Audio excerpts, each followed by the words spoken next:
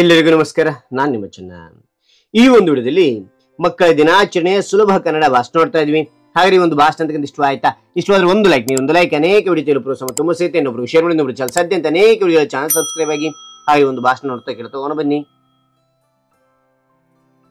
ಈ ಸಭೆಯಲ್ಲಿರುವ ಸಭಿಕರೆಲ್ಲರಿಗೂ ಶುಭೋದಯ. ಇಂದು ನಾವೆಲ್ಲರೂ ಮಕ್ಕಳ ದಿನಾಚರಣೆ ಆಚರಿಸಲು ಈ ಸಭೆಯನ್ನು ಸೇರಿದ್ದೇವೆ. ಹಾಗಾದ್ರೆ ಈ ದಿನದ ಕುರಿತು ಮಾತನಾಡಲು ಬಯಸುತ್ತೇನೆ. ಭಾರತದಲ್ಲಿ ಮಕ್ಕಳ ದಿನಾಚರಣೆಯನ್ನು ಪ್ರತಿ ವರ್ಷ ನವೆಂಬರ್ 14ರಂದು ಆಚರಣೆ ಮಾಡಲಾಗುತ್ತದೆ. ನವೆಂಬರ್ 14ರಂದು ಮಕ್ಕಳ ದಿನ ಆಚರಣೆಯ ಮೂಲಕ ಅವರ ಹಕ್ಕುಗಳು, ಆರೈಕೆ ಮತ್ತು ಶಿಕ್ಷಣದ ಬಗ್ಗೆ ಜಾಗೃತಿ ಮೂಡಿಸುವುದು ಸಹ ಒಂದು ಉದ್ದೇಶ.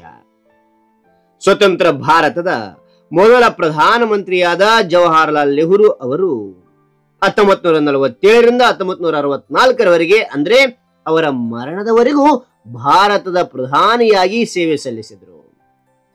ಮಕ್ಕಳು ಪ್ರೀತಿಯಿಂದ ಚಾಚಾ ನೆಹರು ಎಂದು ಕರೆಯುತ್ತಿದ್ದರು. ದೇಶದ ಮಕ್ಕಳಿಗೆ ಅಗತ್ಯ ಶಿಕ್ಷಣವನ್ನು ಪೂರೈಸಬೇಕೆಂಬುದು ಅವರ ಧ್ಯೇಯವಾಗಿತ್ತು.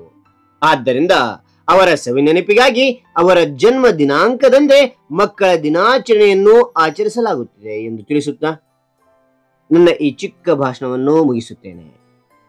ನನ್ನ ಈ ಭಾಷಣದಲ್ಲಿ ತಪ್ಪುಗಳು ಕಂಡು ಬಂದಲ್ಲಿ ಕ್ಷಮಿಸಿ. ಚಾಚಾ ನೆಹರುಗೆ ಜಯವಾಗಲಿ. ಜೈ ಹಿಂದ್, ಜೈ ಭಾರತ್.